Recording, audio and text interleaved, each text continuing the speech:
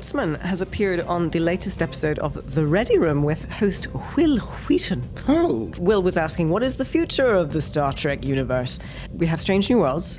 We know that Lower Decks is finishing. We know that Starfleet Academy will continue where Discovery leaves off, a rebooted Starfleet Academy operating in 32nd century. And we know that the Star Trek TV universe will be getting its first feature film with Section 31, following our breakout anti-hero, Empress Georgiou.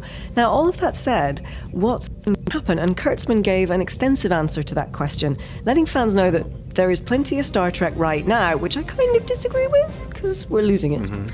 But he said that for any future installments of the franchise, there will be a very high bar to pass in terms of consideration. He said, I spend a lot of time for that first season of Discovery really meditating on this incredible universe that's been around for so long and how much more can be done with it, how many amazing stories there are to tell. I only want to make another Star Trek show if there's something to say. I don't want to do it just to do more. I think that would be a real huge disservice to Star Trek, a huge disservice to the fans, and I think fans would feel it instantaneously. They would know that it's not authentic, because if there's one thing that Star Trek fans know, it's authenticity. So, and that being said, I just want to take up a bit of business news that overlaps with some Star Trek news. Oh, do go. Paramount Global is in talks for a takeover at the moment. CEO Bob Bakish, not entirely sure, he stepped down amid disagreements because he was not a particular fan of a deal in discussion with Skydance. Paramount had entered into exclusive discussions with Skydance for the last 30 days, and they've now allowed that deal to lapse, just in terms of talks.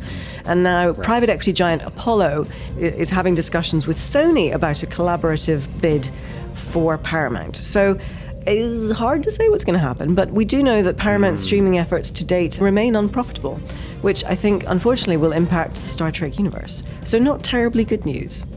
I have lots of thoughts about that, Paramount, but no one's listening to me.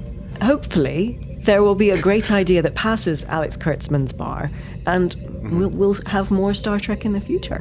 One can only hope. Well, anyway, on that sad bombshell, it is back to you. Oh, no, wait. Is it? Should we go to next Wait, time? I have to say that's the end of the news. And that's all from the news.